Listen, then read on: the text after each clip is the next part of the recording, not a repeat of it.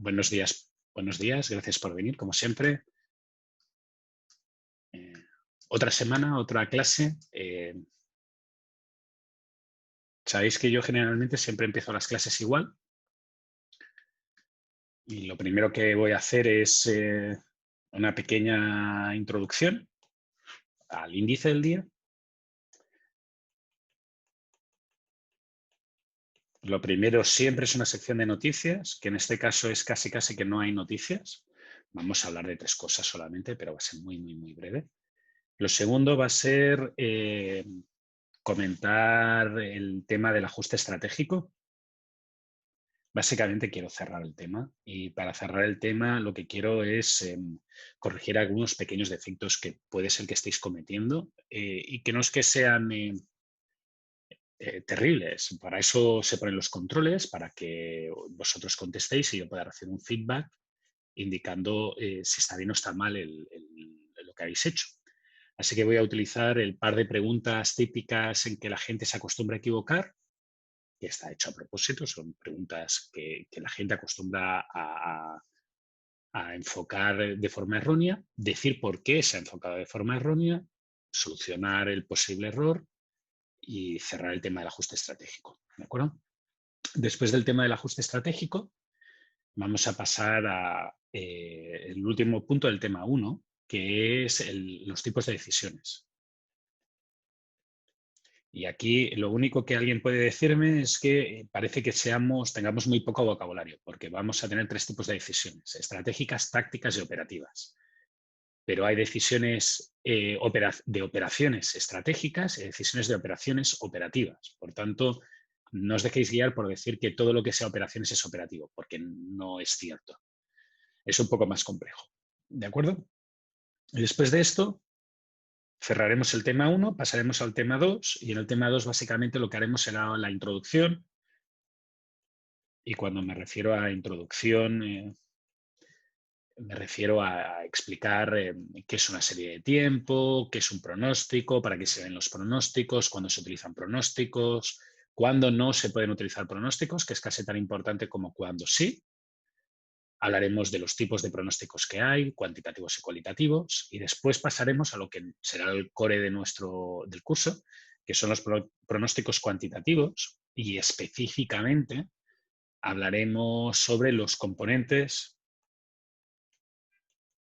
de una serie de tiempo, que es la base de lo que vamos a utilizar en el curso, que es la parte cuantitativa. Hoy es el último día básicamente cualitativo del curso. A partir de ahora vamos a empezar a hacer matemáticas. Voy a hacer un pequeño cambio respecto a años anteriores en esta sección, que se centra en el uso de Excel, y voy a cambiar la serie que yo ponía, que era una serie anual de 8 o 9 observaciones, y voy a poner una serie diaria con 35 observaciones que ya tenéis disponible en Webcursos. El cambio se debe exclusivamente a que, como lo voy a hacer por ordenador, puedo hacer cosas más grandes. Y por tanto he decidido dejar de utilizar el ejemplo que he utilizado hasta ahora y utilizar un nuevo ejemplo. Y ese nuevo ejemplo pues va a ser en Excel. ¿Vale? Si nos da tiempo, que lo dudo, después de esto veremos media móvil. Y ya digo, lo dudo. Lo más probable que suceda es que cuando acaben los componentes de la serie de tiempo, sea ahora hacer el control y os pida el control. ¿Sí? Que ya está hecho. O sea, bueno, que lógicamente no lo voy a hacer en el descanso. Que tenéis que hacer al final de la clase. Muy bien. Eso es el planning de hoy. Vamos a las noticias. Solo tengo 3 noticias. Son bastante simples. La noticia número 1 es que el sábado subí las notas del control 2. Si alguien tiene algún tipo de inquietud respecto a que me haya equivocado en la corrección, que puede ser, la semana pasada en el control 1 me equivoqué en bueno, tenía que detectar una cadena de texto y en vez de detectar esa cadena de texto cometí una falta ortográfica y entonces no la detectaba porque como no eran idénticas, pues decía que siempre estaba mal. Así que comprobadlo y mirad lo que hay. Eso sí, por favor, revisad lo que voy a decir ahora cuando explique el ajuste estratégico. No vaya a ser que en realidad no haya ningún tipo de error en la respuesta, digo, en la pregunta y en la resolución, sino que había un error en el enfoque dado a la respuesta, que es un error habitual. En el hipotético caso que no y realmente creáis que hay algo que está mal, pues me enviáis un correo electrónico indicando qué pregunta es la que creéis que habéis contestado bien y yo os responderé. ¿De acuerdo? Por favor, indicadme en los correos electrónicos que sois del grupo de Santiago para facilitarme la vida. Si no, la cosa se me complica un poquitín porque tengo que saber primero si eres de Santiago, si eres de Viña, etc, etc, etc. ¿De acuerdo? Lo segundo, las ayudantías. Las ayudantías ya han empezado, ya las subí a webcursos. Vosotros tenéis de ayudante a Leonardo Aquino, si no recuerdo mal. Recordad que si no os va bien ese horario o no os gusta cómo explica Leo o lo que sea, siempre tenéis la opción de ir a la ayudantía paralela, que hay una ayudantía paralela que dicta la ayudante de Hans, o ir a la ayudantía que dicta mi ayudante de Viña, que es en el bloque 5, de 3:30 a 4:40. Podéis asistir a cualquiera de las ayudantías, no hay ningún problema. En todas las ayudantías se dicta exactamente el mismo temario y la misma ayudantía. ¿De acuerdo? Es exactamente igual. La semana que viene es la última ayudantía del tema 1 y a partir de entonces empezarán todas las ayudantías que son cuantitativas, numéricas, de resolver ejercicios. ¿Vale? Finalmente, Profe, una pregunta. dime, Javier, ¿Existe la posibilidad de que suba la pauta de la ayudantía? está publicada. Está Son, publicada. son ejercicios de años anteriores. Solo tienes que irte a la colección de problemas y ver la solución. Fíjate, Ya. para Sí, que no, sí, de hecho veas. me había dado cuenta que habían varios que se repetían. No, se repiten todos. El objetivo de las ayudantías es prepararlos para la prueba. Entonces no tiene ningún sentido que haga ejercicios nuevos. Estás viendo la pantalla, ¿no? Sí. Sí, vale. Pues vamos a ver el enunciado de la ayudantía 1. ¿Vale? Aquí lo tienes. Y ahora vamos a el material del tema 1. ¿Por qué he hecho esto? Porque alguno de... No es el material. Alguno de vosotros pidió precisamente eso. Entonces, como alguien pidió eso, pues yo se lo he dado, que quería prepararse para la prueba. Mira, tema 1, soluciones. Entonces, fijaros que hay como 300 ejercicios. No os preocupéis que nos vais a quedar sin porque yo haya hecho esto. Y una frase que queráis. Por ejemplo, podemos Cool Gear. Pues vamos aquí. La empresa Cool Gear se dedica a la fabricación de botellas de agua. Cool Gear realiza el proceso Claro. buscando, es exactamente la misma. ¿Qué hemos hecho? La idea no es preguntar cosas diferentes y como ya dije en su momento, son 300 páginas de ejercicios, ¿sabes? Yo no creo que vayáis a hacer las 300 páginas de ejercicios, ninguno de vosotros. Por tanto, no os estoy quitando temario, simplemente estoy que los ejercicios que creo que vale la pena que una persona os los comente en persona, que es lo que tiene que hacer la ayudantía, pues los hace el ayudante también.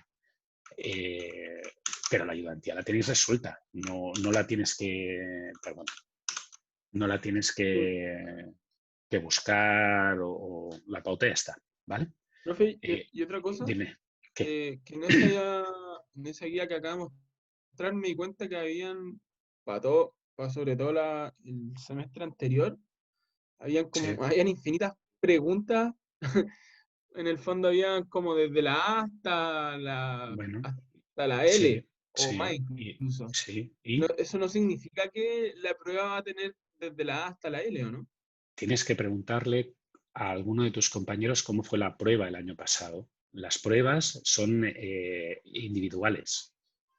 Cada uno tiene su enunciado. Entonces, lo que tuve que hacer fue un programa de ordenador que toma las 30 preguntas que debe haber y te pone 4 a ti de Ah, esas ya, o 30. sea, eso es como un banco de preguntas al final. Exactamente, pero es que en el fondo Ya, vale, lo que tienes que tener para estudiar es un banco de preguntas.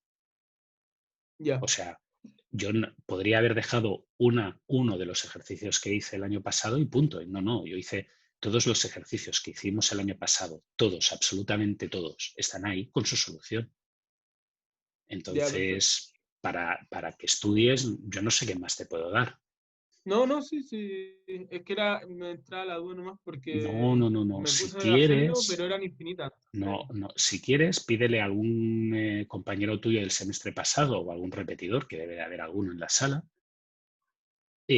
bastantes, porque la tasa de reprobación fue superior a la que era habitual, que te pase un enunciado de examen o de prueba del año pasado, solamente uno. Y verás que son algunas preguntas de las que hay ahí. Y si no lo encuentras ya, o no encuentras a nadie, envíame un correo y yo te envío el mío, uno, para que veas cómo acaba siendo el examen o la prueba. ¿De acuerdo? ya, vale. Vale, Sí, profe. pues dicho esto, vamos al final, que también está asociado de noticias, que es el tema de las fechas de las pruebas. Y yo no las tengo. Y como no las tengo, no puedo deciros nada. Me han dicho mis alumnos de Viña que corren unas fechas en una página que se llama AlumnosFIC, pero a mí nadie me las ha comunicado. Entonces, hasta que nadie me las comunique, yo no voy a tomar decisiones respecto al contenido exacto de las pruebas. Y no puedo comentar sobre si serán 3 pruebas, prueba 1, prueba 2, prueba 3 el día del examen final, o si serán 2 pruebas y examen final. Tengo que esperarme a tener noticia oficial de la universidad que me diga exactamente el calendario de pruebas. ¿De acuerdo? Tan pronto como tenga fechas, yo os las comento, pero por ahora no las tengo. ¿De acuerdo? Lo digo porque ya alguno de vosotros, incluso yo, empezamos a estar preocupados porque no nos han dado las fechas. ¿Sí? Vamos al siguiente punto, que ya es el temario, el ajuste estratégico. Recordad que cuando estábamos estudiando el ajuste estratégico, yo había asociado 2 factores y había dicho que tenían que estar encajados, alineados. Se tenía que dar la respuesta correcta a las necesidades del cliente. Entonces, en el eje X, básicamente, yo en lo que resumía el problema en las necesidades del cliente. ¿De acuerdo? Y ahí está la variedad, la calidad, la tipología, 1000 cosas. Y entonces al eje X tienes productos con una variabilidad chica, como por ejemplo el cobre, y al final del eje tienes productos personalizados uno a uno, como por ejemplo podría ser un coche de carreras. En el eje Y lo que tienes es las respuestas diferentes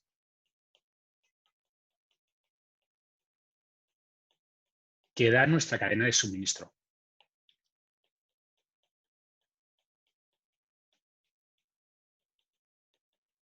Y aquí tienes desde abajo del todo una cadena de suministro que funciona con barcos cargados y que tardan 3 meses en llegar a destino, hasta pues, el caso del coche de carreras o del Fórmula 1, pues autos que las piezas las llevan de repuesto, las llevan en un avión privado, en un jet privado. ¿De acuerdo? Tienes los 2 puntos extremos del eje. El diagrama del ajuste estratégico básicamente lo que dice es que tú puedes estar donde te dé la gana, pero tienes que estar alineado con lo que te quiere el cliente. ¿Sí? Y eso implica estar en esta diagonal, que no me voy a meter si tiene 45 grados, 30 grados, 60 grados, da igual, es una idea, que básicamente lo que dice es que si yo tengo un cliente promedio, le tengo que dar unos beneficios promedio. ¿Sí? Eso es lo que básicamente está diciendo este gráfico. Si yo me sitúo en una zona que no cumple las características como esta o como esta, lo que sucede es que estoy dando de más o estoy dando de menos. ¿Sí? Por ejemplo, si estoy en este punto de aquí, estoy dando de más.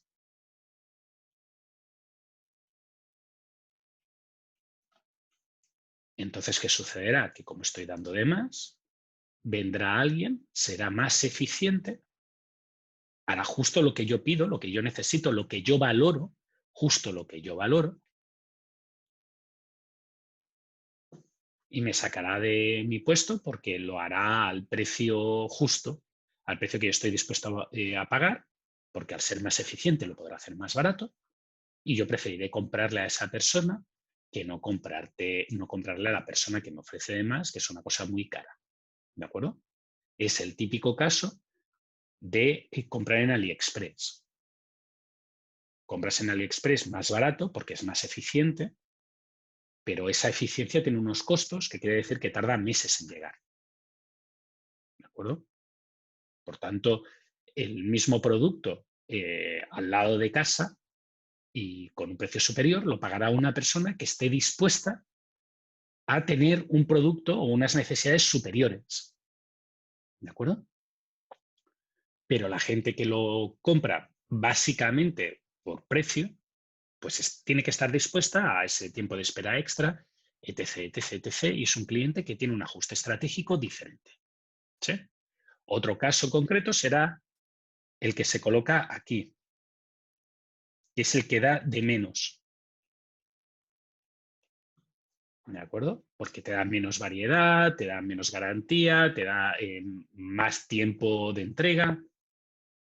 Y es el caso de que el cliente que comprará se irá a un proveedor que le costará lo mismo, APP, pero le dará todas esas características extra que soliciten. ¿Profe? La semana ¿Preguntita? pasada, un segundito, Alejandro, la semana pasada Ya. yo puse un ejemplo que era mi caso cuando voy a comprar libros para mis niños. Yo estoy dispuesto a pagar ese 3, 4, 5% más, que no es significativo, y comprar en Amazon y que me traigan los libros desde Amazon España para que mis hijos tengan los libros que yo quiero que tengan. ¿De acuerdo? Entonces, ¿Profe? un segundito. Obviamente hay otra alternativa, que es que yo me conforme, y también lo hago, y me vaya a comprar libros a veces en la Feria del Libro de Ocasión que hay en Santiago. Hace mucho que no voy, pues por motivos obvios. Y entonces lo que estaría haciendo sería un movimiento en este sentido. ¿De acuerdo? Y ahora las dos preguntas que tenía en el orden que me lo habéis hecho. Yo recomendaría que cuando hagáis una pregunta, por favor, dejéis el micrófono abierto o levantéis la mano. Es la señal que yo tengo de que tengo que contestarle, ¿de acuerdo? Alejandro, dime. De que también un ejemplo que sería de estar por abajo de la zona sería su ejemplo del cable que estaba comprando porque Sí. primero lo podía ver en AliExpress que estaba a 1 euro, pero No, también, pero eso ¿cómo, perdón? también lo podría comprar por $30, pero Claro, eso es una empresa que está colocada aquí, que es el cliente AliExpress, y sí. eso es otro cliente, que es el cliente que va al trabajador manual, al artesano, que está colocado por aquí. Pero ambos tienen su público. No, sí, Ambos es claro. correcto. Entonces, eso significa que están bien alineados. La persona que compre la opción de $1 no tiene por qué ser la misma que la persona que compre la opción de 28 o $30. Y ambos Ya. compiten en productos diferentes. Otra cosa sería que el cliente de $30 o la persona que me lo vende a $30 me diera el mismo producto, con el mismo tratamiento que el de $1. Entonces el de Ah, 30 y ya. pico dólares estaría fuera de lugar y moriría. Ya, perfecto. Ya. Puede ser que viva un tiempo por la trampa, pero si no ofrece ese servicio extra, tarde o temprano, pues caerá. Ya puedes entender que Ya. la gente que paga 30 veces más por un cable, generalmente, pues mira un montón de reviews por internet, hace un montón de análisis y pues caería, al final caería. ¿Sí? Ya, profe, perfecto. Pero los dos están bien colocados, ¿eh? O sea, es como, no es el mismo cliente, el cliente que compra, yo qué sé, una PlayStation Mini o una PlayStation 1. Son clientes diferentes. Y entonces tendrán que tener pues, ofertas diferentes, productos diferentes, resultados diferentes. Dime, Tomás.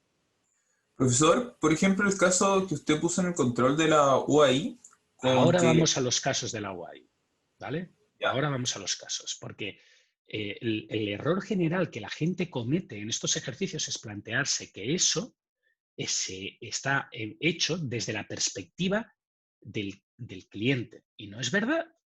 Esto está hecho, siempre está hecho desde la perspectiva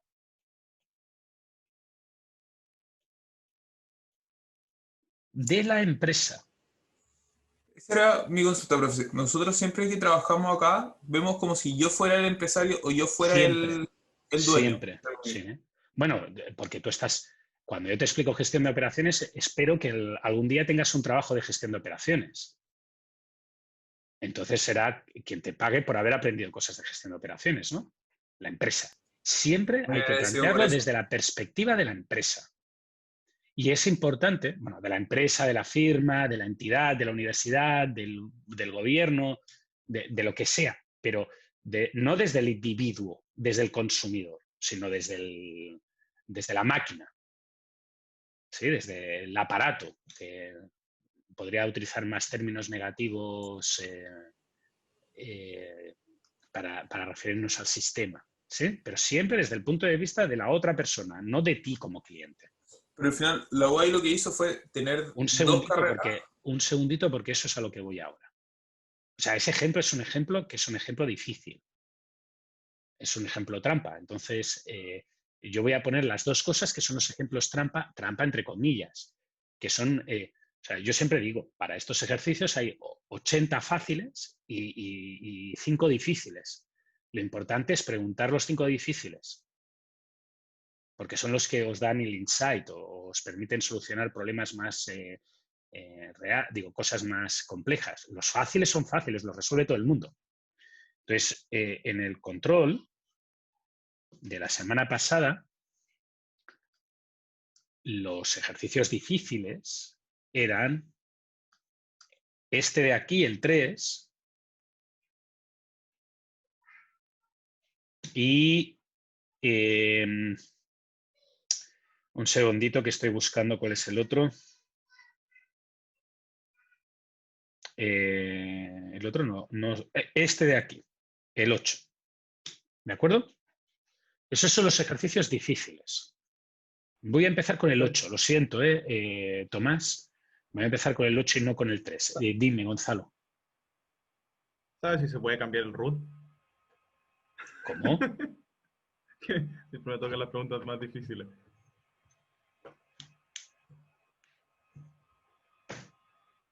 Tienes 20, por favor, Gonzalo. No te preocupes, algún día te tocarán las fáciles. No busco. Te prometo que no sé tu root, te lo prometo. A duras penas el root de mis niños y es terrible porque aquí cada vez te piden el root y dices 20. Espérese un segundo. Y lo tengo apuntado en una aplicación porque no me sé ni el de mis niños, no me sé el tuyo, te lo prometo, Gonzalo, lo siento. ¿Te ha tocado mala suerte? Profe, no se preocupe, mi papá no se sabe mi segundo nombre. ¿Quién? Mi papá no se sabe mi segundo nombre. Bueno, hay papás peores. ¿Quieres que te diga? Yo a mis hijos no les puse segundo nombre, pero a mi hija le puse el nombre de mi expolola para que mi mujer no se enfadara. Así que así de mal estoy de memoria. Te prometo que no lo he hecho a propósito. Lo siento, esto ha sido un off topic. A veces me pasa, perdonad a la gente que se ha desviado. Voy a la pregunta 8. ¿De acuerdo? En las decisiones de las empresas de ropa de deporte, por ejemplo Nike, de ofrecer servicios para estampar nombres en las equipaciones oficiales de los equipos en las tiendas. Generalmente, la inmensa mayoría de vosotros contestáis a esta pregunta que esto es una decisión de alejamiento. Eso es lo típico que contestáis. Y está mal. esta pregunta o esta respuesta es acercamiento. Y la manera de verlo es que os lo planteéis desde la perspectiva de la empresa.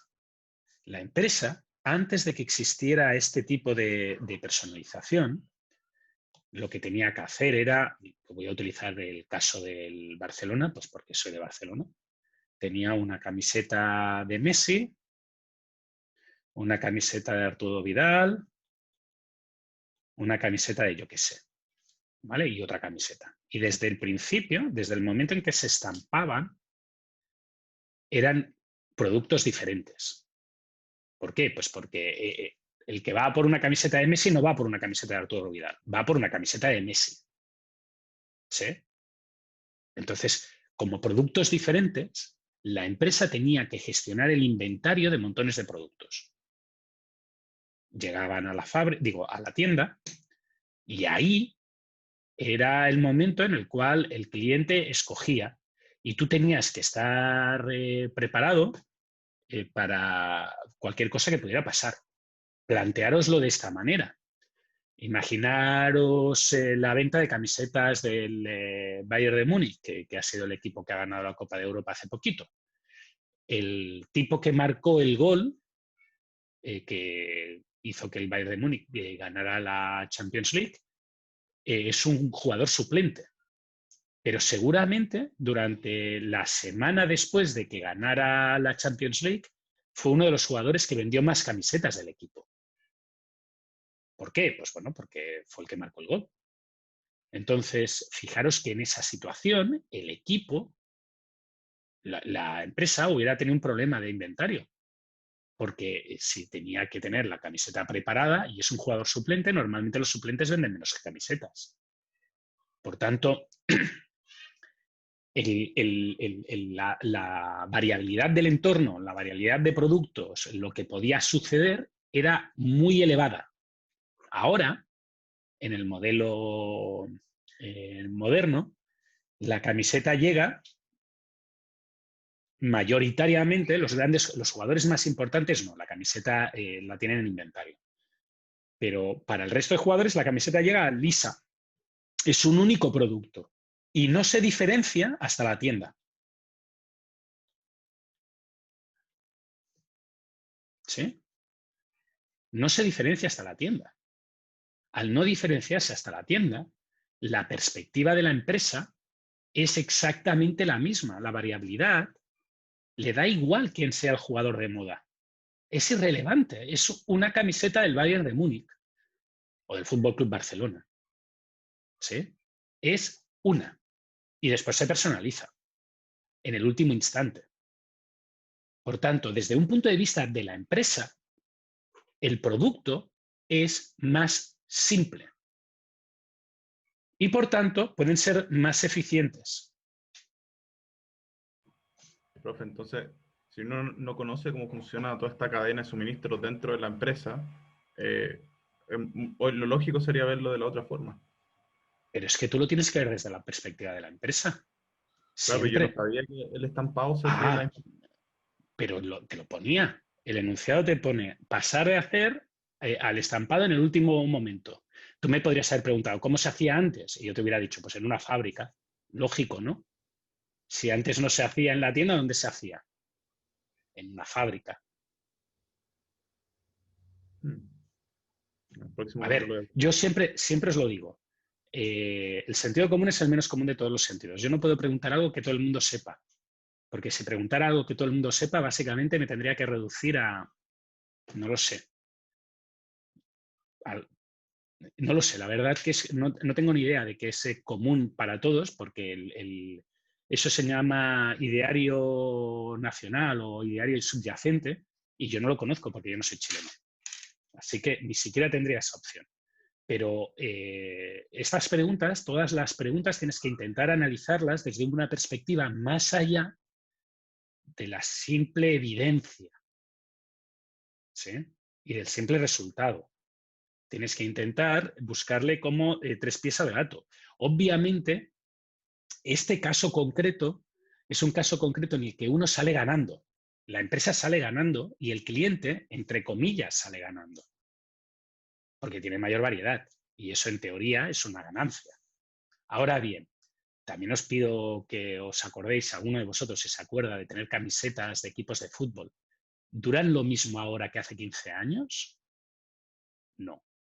¿Y por qué no duran lo mismo? Pues porque no es lo mismo la termoimpresión en una placa en la tienda que la termoimpresión industrial. La termoimpresión industrial dura más. Yo recuerdo haber comprado camisetas de equipos de baloncesto en 1993, que estoy en Estados Unidos, y en el 2014 aún eran funcionales, no se habían roto. Me quedaban grandes, porque yo con 16 años o 17 estaba más gordito. Pero se mantenía el dibujo. Cualquiera de vosotros puede ir ahora a comprarse una camiseta de su equipo favorito, ya sea del Colo-Colo, de la Chile, de la Cato, que puedes ir y que te la impriman, y todos sabemos que no van a durar 15 días. Digo, 15 años. ¿Vale? Por tanto, también ha habido una bajada de calidad del producto. Que tú no tienes por qué saber todo eso, estoy de acuerdo contigo, pero la idea general es, ¿qué debía de pasar antes? Y si lo preguntas, pues yo te lo puedo decir. Si no lo preguntas, yo tengo que suponer que lo sabes. Por eso me quedo en las preguntas, cuando hacemos preguntas en los controles. ¿Sí? Pero fijaros que la visión no la tenéis que hacer como que el cliente recibe más o menos. No, la tenéis que hacer desde el punto de vista de a la empresa le resulta más fácil o menos fácil trabajar. Si a la empresa le resulta más fácil trabajar, puede ser más eficiente. Y el ser más eficiente significa que puede reportar una reducción de costos al consumidor o que puede aumentar sus beneficios. ¿De acuerdo? Al fin y al cabo es un pastel y se divide como se pueda dividir. Pero fijaros que esta pregunta, como decía vuestro compañero, es una pregunta en la cual si tú haces el enfoque como persona, la respuesta es diferente a si haces el enfoque como empresa, como entidad. ¿De acuerdo? Muy bien. Vamos ahora a la pregunta de la universidad. Y estas preguntas generalmente vienen agrupadas. ¿Sí? No fue mucho antes de que vosotros entrarais en la universidad que la FIC solamente tenía Ingeniería Civil Industrial. Las nuevas carreras, las carreras pequeñas, las otras 6 carreras pequeñas son carreras relativamente recientes. Deben de tener no más de 10 años. Y hasta hace poco eran significativamente más pequeñas. Significativamente más pequeñas quiere decir que ahora debe ser la primera vez que entre las otras 6 suman industriales. Suman APP industriales. En Santiago. En Viña no. En Viña sigue siendo como un 80-20. 80% industriales, 20% el resto. Para hacer bromas de mal gusto, el año pasado Informática triplicó a sus alumnos, el número de alumnos que tuvo. Y yo les felicité diciendo que por fin tenían más de un alumno por profesor. Imaginaos, era un chiste, ¿eh? No os lo toméis como que fuera serio. Sí, profe, pero el 2015 había más profesores que alumnos. Sí. Sí, y en el 2016. El caso más extremo fue una carrera que había más profes que alumnos en minería, en Viña. Se quitó la carrera, lógicamente, porque había 2 profesores y un alumno, y el alumno estaba en causal de eliminación. Pero es una exageración, ¿eh? En el fondo lo que estoy diciendo es que yo no puedo saber si sabéis eso, la gente que lo preguntó se lo comenté. La decisión de pasar de 1 a 7 carreras es una decisión de alejamiento.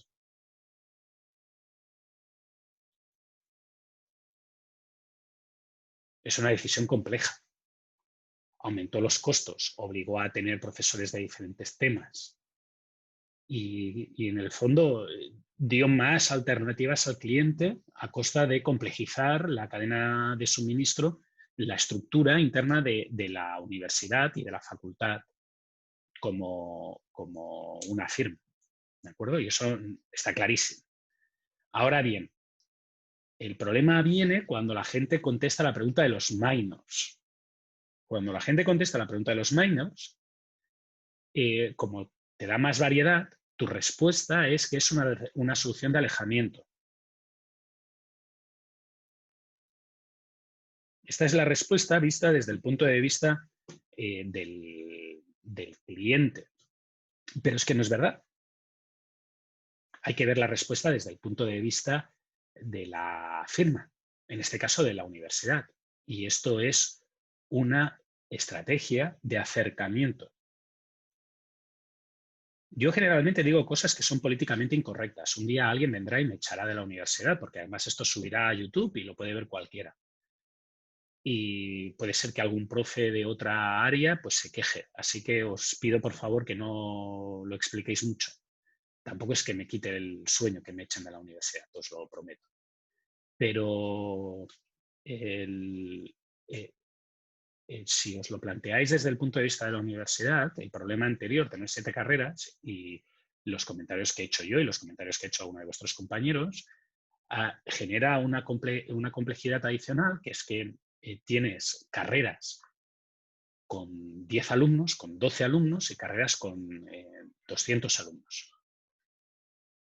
Entonces, si os fijáis, los minors son de las carreras, de las otras carreras. No hay un minor de industriales. Yo en todo el tiempo que he estado en la universidad, solamente en una ocasión me han dicho no vuelvas a decir esto. Y fue cuando sugerimos, un compañero y yo, hacer un minor de industriales. De industriales, de lo que entiende por industrial un americano. Porque no se da. O sea, vosotros sois civil industrial y es una cosa que es rara de explicar en el extranjero. Así que nosotros propusimos que hubiera un minor de industriales. Y la respuesta fue no. Si hubiera un minor de industriales, los industriales todos cogerían ese minor y nos quedaríamos sin carreras. ¿Por qué? Porque vosotros vais a minors y en esos minors compartís clase con esos grupos, con esos alumnos de grupos minoritarios, de carreras minoritarias. Y lo que hacéis, lo que sucede es que al final uno equilibra la balanza y no tiene clases vacías. No tiene profesores dando clase para 5 personas o para 7 personas. Por tanto, ¿qué es lo que ha hecho la universidad al ofrecer esos minors?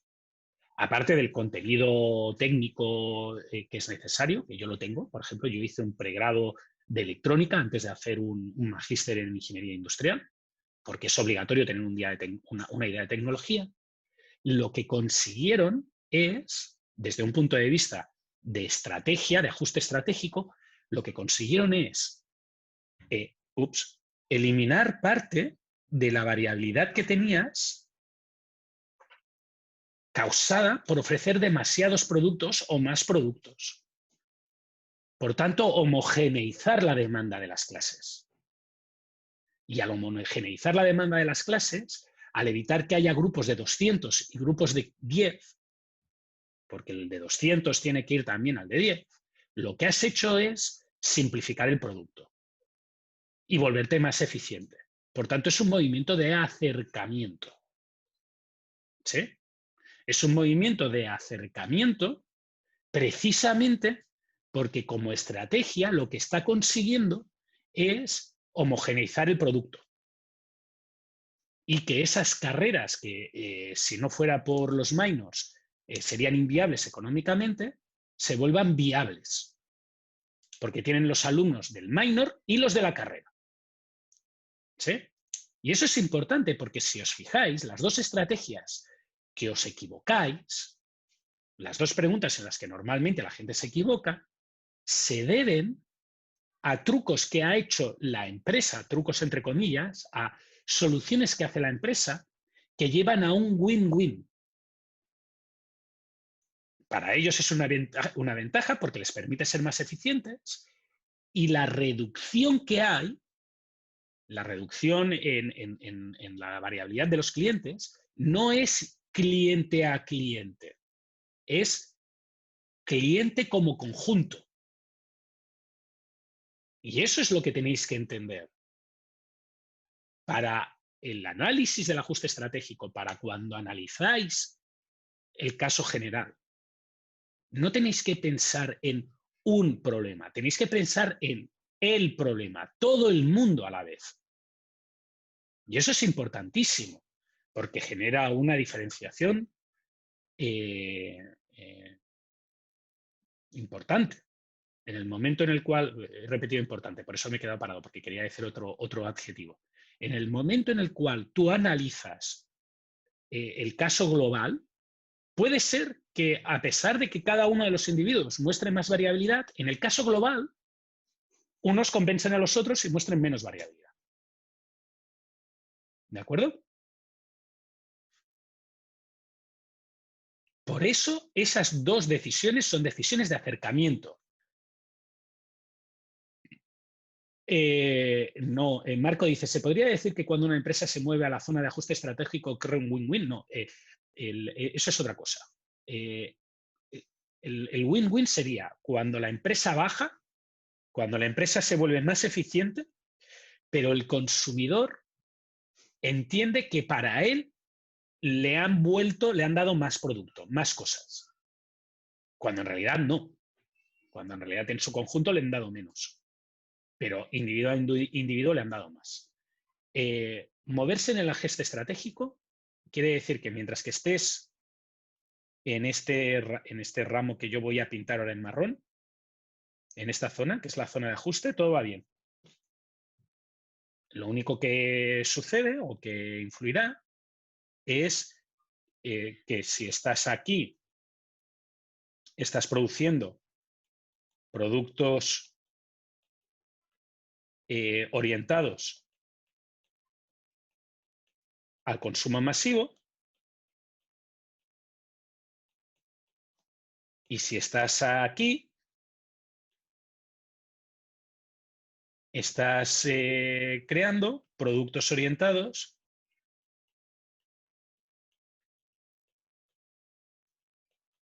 a clientes selectos.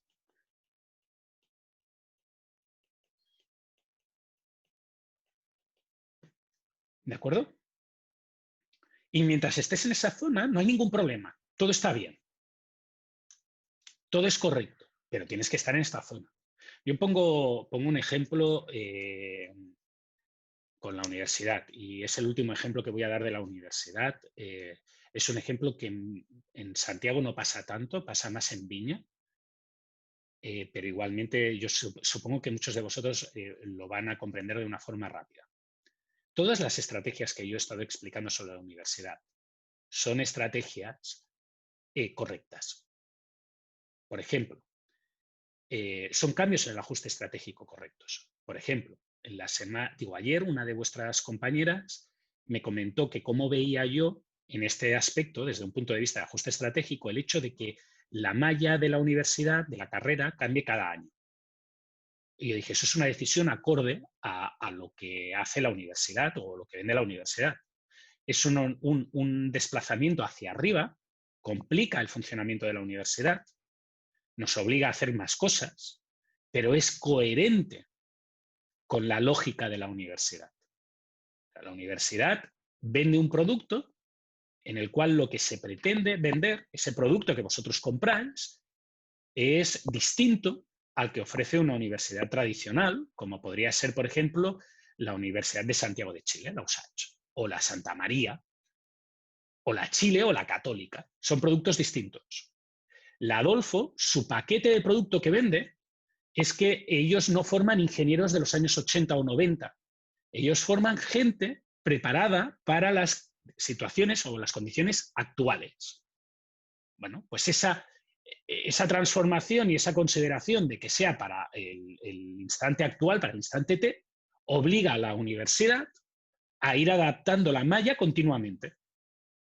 Si alguno de vosotros conoce la Santa María o la Chile o la USACH, sabrá que hacer un cambio de malla en una carrera o en una universidad antigua es un parto, Es muy difícil, muy difícil, muy difícil, muy difícil.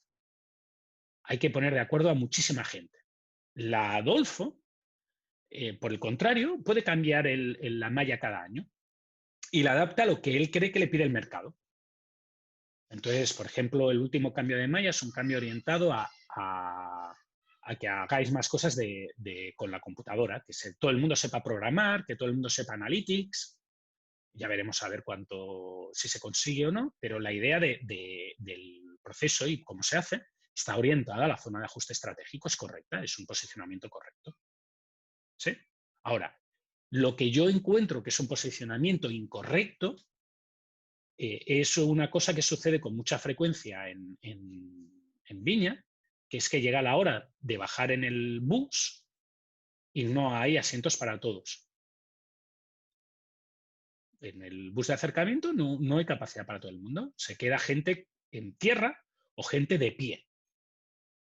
Y eso sí que encuentro que está fuera del proceso. ¿Por qué? Pues porque si tú en teoría quieres ofrecer algo que está aquí, no puedes resolver un problema intentando ahorrar costes. Y más cuando es un problema que es un costo muy chico respecto al costo que representa la universidad, la operación de la universidad. ¿De acuerdo? En el fondo lo que estoy diciendo, y para wrap up, tú lo que estás intentando es ofrecer lo que tu cliente quiere. Y depende de lo que ofrezcas, pues tendrás un cliente o tendrás otro cliente. No será el mismo cliente el que compra yo qué sé, en el mall que hay en Las Condes, que la persona que compra al vendedor callejero que está delante de la parada de autobuses de la estación central. ¿No? No es el mismo tipo de producto, no es el mismo tipo de cliente. No lo puedes tratar igual. Si lo tratas igual, te estás equivocando. Y tienes que ser consciente cuando haces algo de cuál es el impacto que va a tener en tu cliente. Obviamente, si tu cliente considera que lo que le estás ofreciendo no tiene valor, como todos los servicios de personalización de Dell, pues tienes que moverte para abajo, tienes que volverte más eficiente, porque si no vendrá alguien que no hará esa personalización, lo venderá más barato que tú y... ¿Sí? La posición en el ajuste estratégico tiene que ser relativa a lo que tú quieres como cliente, al cliente que tú quieres en realidad. Otra cosa es que te equivoques y pase como con algunos productos que en un principio eran productos de élite y después se volvieron productos para otro tipo de clientela. ¿Sí? Y entonces, pues estamos en otro aspecto. Tú te puedes adaptar como empresa o no. A ver si encuentro un artículo que leí sobre eso en España en los años 80. ¿Dudas?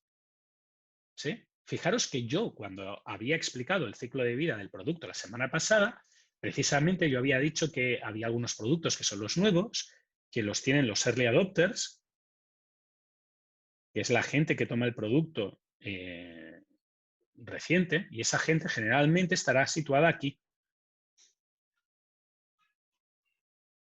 Y según el producto se vuelve más masivo,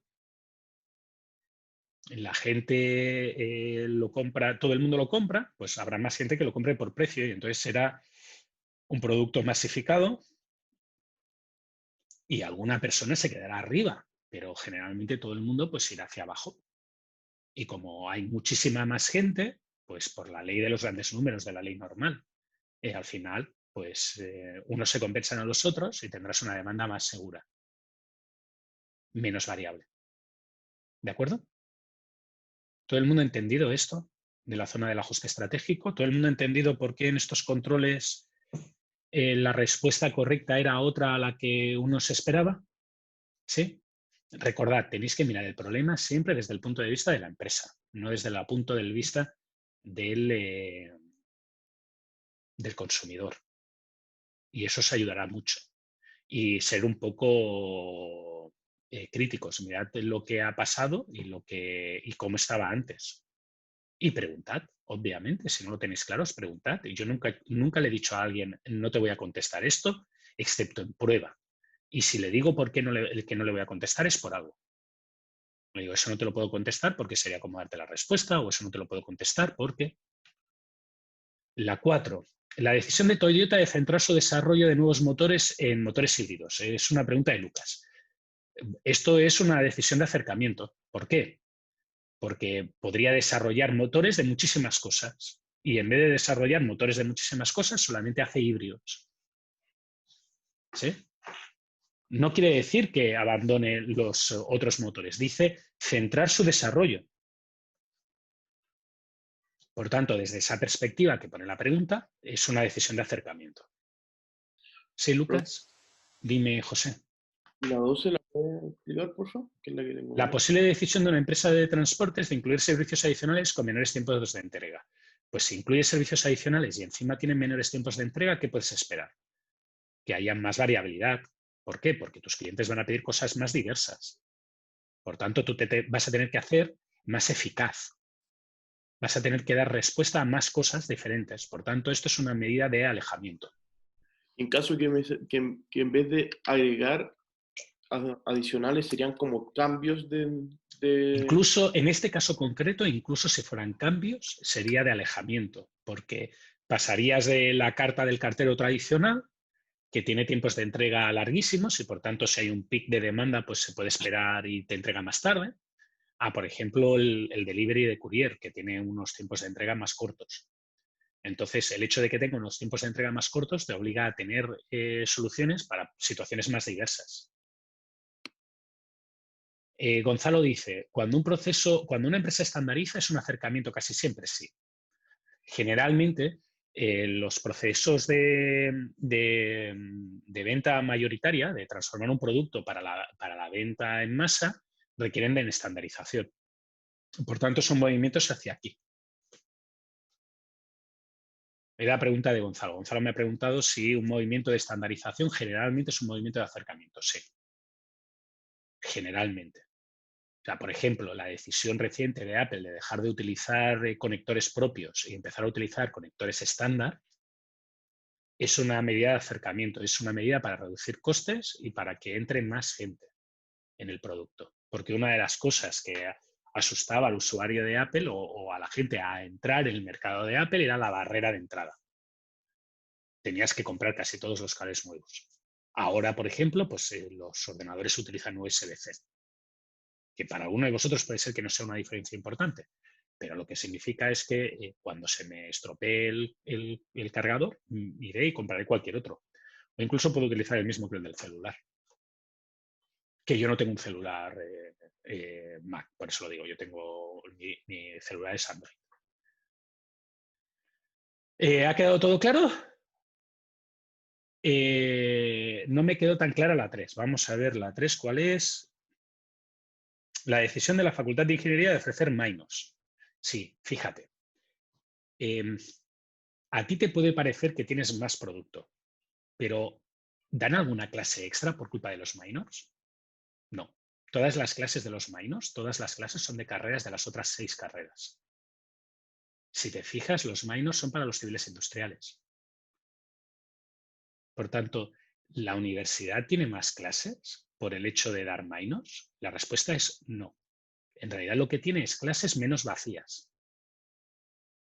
Por tanto, ¿para la universidad eso es una complejidad? No.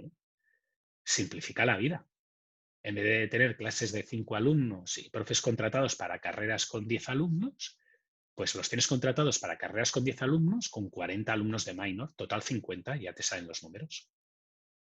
¿Sí? Si tú me dijeras que se abre un minor nuevo, que es un minor que no está asociado a ninguna carrera, con profesores nuevos y con asignaturas nuevas que solamente serán en ese minor, entendería que me dijeras que es un alejamiento. Pero en el momento en que lo que se hace es reaprovechar cosas que ya tenías que hacer, no es ningún alejamiento, es un acercamiento. Porque lo que estás haciendo es repartir la demanda de una forma más uniforme. Por tanto, evitar extremos. sin añadir ningún tipo de sobrecoste ni de complejidad en el sistema. ¿Sí, Alejandro? ¿Ahora mejor? Por eso te digo que tienes que pensártelo. Claro, obviamente, desde el punto de vista del cliente, es un alejamiento porque da posibilidades de elegir. Pero siempre lo tienes que mirar desde el punto de vista de la firma. Siempre. Y pongo el ejemplo de... no es que ponga ese ejemplo porque me guste criticar o alegar contra mis compañeros de otras carreras. Lo pongo porque es algo que todos vosotros veis en vuestro día a día y es una decisión muy acertada por parte de la universidad. Y eso es lo importante, que aprendáis de las decisiones acertadas de otra gente. Ojalá, cuando tengáis un problema de diseño de una cadena de suministro o un problema de operaciones con un producto, se os ocurra una salida tan genial como esa. Que es que tú lo ves de una manera, pero en realidad es de otra para la empresa. ¿De acuerdo? Vamos al último punto del tema, que es el tipo de decisiones. Yo lo dejo para el final, antes se ponía al principio, yo lo dejo para el final porque va a enlazar con los pronósticos. Y este gráfico lo volveremos a ver en el tema 3. Pero básicamente me va a servir ahora para hacer la explicación del tipo de decisiones. Si alguno de vosotros viene del campo militar, va a ver que hay una cosa que no le cuadra. Y yo lo voy a decir cuando la ponga. Pero en una empresa se toman, como ingenieros, cuando os contraten o trabajéis en una empresa, en teoría se os pagará para que toméis decisiones. Y no todas las decisiones son iguales. ¿Sí? Es muy diferente una decisión que consiste en comprar una empresa que vale 10.000 millones de dólares y fusionarla con la tuya, o una decisión que consiste en decidir si el camión va a girar a la izquierda o va a girar a la derecha en el siguiente semáforo. Ambas son decisiones y ambas son decisiones operativas, porque modifican las operaciones de la empresa, pero no significa que sean iguales. Ir levantando la mano, por favor, que voy a tomar la foto en breve. Eso hace que en general las decisiones se dividan en 3 tipos. Tenéis decisiones estratégicas, tácticas y operativas. Y básicamente Alex, Benjamín, Carlos, Diego, Edmundo, todo el resto de gente que queda, id subiendo la mano, porque lo utilizo para ver que realmente estáis, no que sois un fantasma por ahí que se ha conectado y después se ha puesto a desayunar. Las decisiones estratégicas son las que quedarían en la capa de arriba. Las decisiones tácticas son las que quedan por el medio. Y las decisiones operativas son las que quedan por abajo. Tengo entendido que en el campo industrial, militar, esto está cambiado. ¿Vale? Y el motivo por qué en el campo civil se decidió hacer el cambio de nombres, no lo sé. Pero en el campo militar, las decisiones operativas son las de medio plazo y las tácticas son las de cuando estás con una pistola disparando en el campo de batalla. Bueno, voy a tomar la foto. El resto de gente, lo siento mucho, tendría que haber levantado ya la mano. Lo siento, no es que sea el fin del mundo, pero tarde o temprano tengo que tomar la foto. Muy bien, ya está. Vamos a hacer una pequeña visión de cómo podéis estructurar o ver o qué decisiones son cada una. Ya podéis bajar la mano. En estratégicas. Las decisiones estratégicas son las de largo plazo.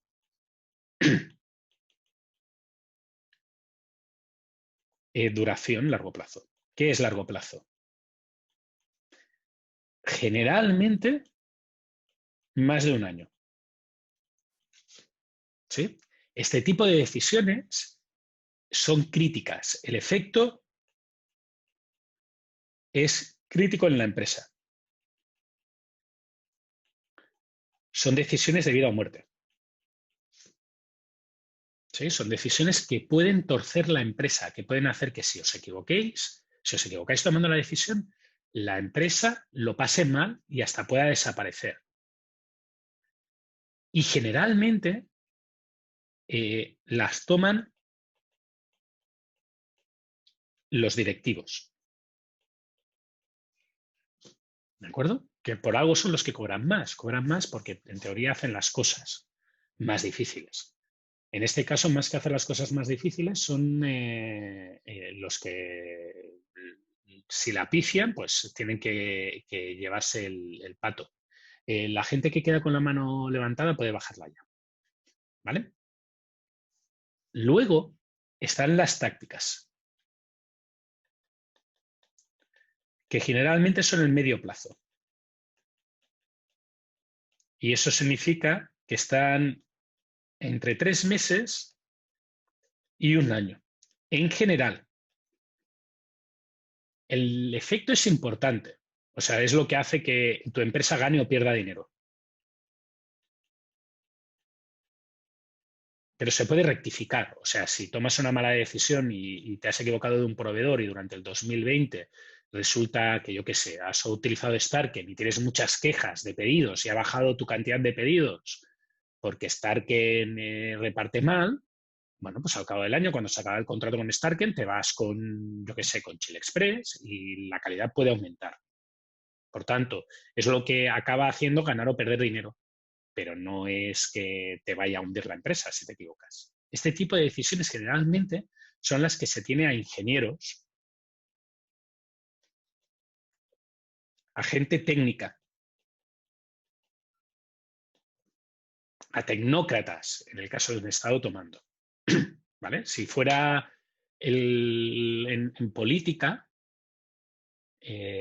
fijaros que el directivo sería el político, es el que toma en teoría las decisiones a largo plazo, pero después hay una serie de gente que son figuras grises que vosotros no veis o que la mayoría de gente no ve y que yo tampoco veo, que está en el entremedio, que son pues vicesecretarios, subsecretarios, que es irrelevante que gobierne la derecha, la izquierda, el centro o haya un golpe de Estado o una dictadura socialista. Es la misma persona haciendo exactamente lo mismo, que es lo que se denomina un tecnócrata. Es alguien que es un técnico y hace trabajo técnico. ¿Vale? Esas decisiones son las decisiones tácticas. A veces también se les conoce como burócratas, en términos negativos. Y son los que toman las decisiones del día a día y eso es lo que vais a trabajar, muchos de vosotros, con vuestro primer trabajo en una empresa, tomando ese tipo de decisiones. ¿De acuerdo? Y ya más abajo están las decisiones operativas, que son las decisiones del día a día. ¿Sí? Es en qué orden hago las cosas, hoy qué hago. Digo, yo, cuando acabe la clase, ¿qué hago? ¿Me preparo el documento de jerarquización para que me hagan titular en la universidad? ¿O preparo una experiencia computacional para un paper? Pues eso son decisiones de corto calado. Efecto, pequeño. Pero eso no significa que sea menos importante, porque esto es como la gota malaya. De gota a gota, pues te puede abrir la cabeza como la gota malaya, ¿vale? Es una gran tortura. ¿Quién la toma? Generalmente la toman los operarios. La persona que lleva el día a día. ¿Sí? Y este es el esquema general. Entonces, ¿por qué se expresa esto? Pues porque el tipo de decisiones que se tienen que tomar son muy diferentes y las maneras con las que se toman las decisiones no pueden ser las mismas. ¿Sí? Y aquí es donde entra el tema de pronósticos. Dime, Javier. ¿Qué? Eso de la decisión es que me puedo demorar un día en tomar la decisión o que me puedo demorar No. Es el impacto que tiene. El impacto que tiene. O sea, por ejemplo, ¿qué es una decisión estratégica? Una decisión que tú tomaste estratégica fue decidir estudiar ingeniería civil e industrial. ¿Sí? Claro. Eso tiene un impacto en tu vida durante 30 años. Es que mi pregunta es porque en la ayudantía había uno que era, en el fondo, la decisión de establecer cuarentena en las comunas. Sí. Es que eso es otro tema. Y esa creo que la aún, ponían aún no me habéis dejado acabar, pero ya que lo sacas, te lo saco. El tema de Ya, que vale. haya una duración es como todo en este curso. Este curso no es un curso de blanco y negro. Se volverá un curso de blanco y negro a partir del segundo bloque, cuando empiece a hacer cálculos. Pero antes de empezar a hacer cálculos, la primera parte, que son casi 4 semanas de las 16 del curso, yo lo que intento es ilustraros que los cálculos no son entes individuales por sí. Eso es un curso de matemáticas. Eso es el curso de investigación de operaciones, pero en gestión de operaciones los cálculos se hacen por algo. Entonces uno tiene que entender qué es lo que está haciendo, y lo que está haciendo depende del contexto. Entonces yo te voy a poner un ejemplo muy extremo de decisión estratégica, decisión táctica. Imagínate que tú tienes un negocio y después de, bueno, te va bien y decides que vas a abrir una tienda, te vas a trasladar de la tienda que tenías en el negocio familiar, en una casa de tu familia, y vas a abrir una tienda en el centro de Santiago, en la zona más cara, con no sé cuántos metros cuadrados. ¿Sí? Para ti, para tu negocio concreto, esa decisión es una decisión de tipo estratégico, porque es una decisión crítica para la empresa, es una decisión de vida o muerte. Y la opción de volver para atrás es nula. Si te metes en una cosa tan grande respecto a tu volumen de empresa, si la pifias, tu empresa se va a desaparecer. ¿De acuerdo? Sin embargo, si fueras Cencosud, para Cencosud, abrir un centro comercial en el mismo sitio donde tú abres tu tiendecita y poner un jumbo, que será 50 veces tu tienda, para Cencosud eso es una decisión táctica. ¿Por qué? Pues porque abre un montón a medio plazo. Para ellos abren unos cuantos al año. ¿Es una decisión importante? Sí. ¿Tiene un efecto importante en el este de cuentas? Sí, pueden perder mucha plata, pero no van a cerrar. ¿Sí? Por tanto, es un Ya. tipo de decisión diferente. ¿Por qué? Pues porque la persona que toma la decisión y el impacto que tiene en el entorno es diferente. ¿Sí? No es que tengas que mirar la columna duración y olvidarte del resto. Mira también la columna quién la toma. Y mira también la columna el efecto que tiene. Porque puede ser que tengas que jugar, que no sea automáticamente una fila y cumpla todo.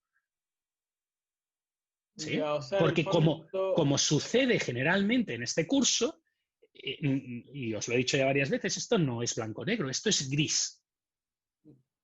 ya, o sea, en el fondo es súper importante también ver en qué tipo de empresa se está tomando la decisión. Y quién la toma, y por qué la toma, y qué pasa si te equivocas. Ya, ya, Y perfecto. Ahí hacer me quedó claro. mirar el overall, no mirar el punto concreto. Mira, yo me sé la columna duración y esa sirve siempre. No, hay que mirar el overall. ¿Sí? Voy a empezar desde aquí, pero quiero acabar el tema 1 y quiero acabarlo con enlazando con el tema 2. Fijaros que los datos que vais a utilizar para cada cosa son diferentes. En una decisión de tipo estratégica, que es la que toma el directivo no va a hacer una planilla de cálculo, analizar un montón de cosas, va a tomar la decisión con criterios cualitativos. Si tú fueras el dueño de esa tienda que tiene que trasladarse a un sitio más grande, esa decisión por mucho que te ayudes en temas cuantitativos y hagas un análisis y un estudio de mercado, al final es una decisión de ¿me lanzo a la piscina o no me lanzo a la piscina? ¿Sí? Y así para abajo. Según vas bajando, al final ya en las operativas y en las decisiones operativas deberían de tomarse con criterios full cuantitativos.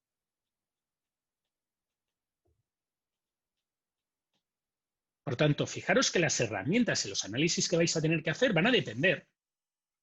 Van a ir de menos a más. ¿Sí? Y las decisiones que vas a tener que utilizar van a ir de menos a más basándose en el nivel de los criterios que utilizas para tomar las decisiones. ¿De acuerdo? Y vas a tener que tener en cuenta otras cosas.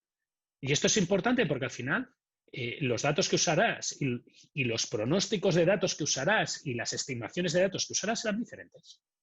Serán diferentes dependiendo de la solución que quieras adoptar y del problema que quieras resolver. ¿De acuerdo? ¿Dudas? ¿Ha quedado claro? ¿Eso de menos a más son la cantidad de decisiones? No, cómo de numérico es el análisis. Ah, O ya. sea, en una decisión estratégica a muy largo plazo no tiene sentido hacer un análisis numérico. O tiene menos sentido hacer un análisis numérico. Al final la decisión se toma con criterios cualitativos. Y según te vas volviendo más operativo, más cercano al día a día, más lógico debería de ser utilizar criterios cuantitativos. ¿De acuerdo? ¿Dudas? ¿No? Bueno, Ya. pues doy el descanso. Volvemos a las 10. ¿Ok? Ok, pues yo me desconecto. Nicolás, dime qué querías que pusiera. La slide anterior. Esta. Yo me voy a ir al baño un momento y vuelvo en 10 minutos, pero la clase empezará a las 10 en punto. ¿Ok?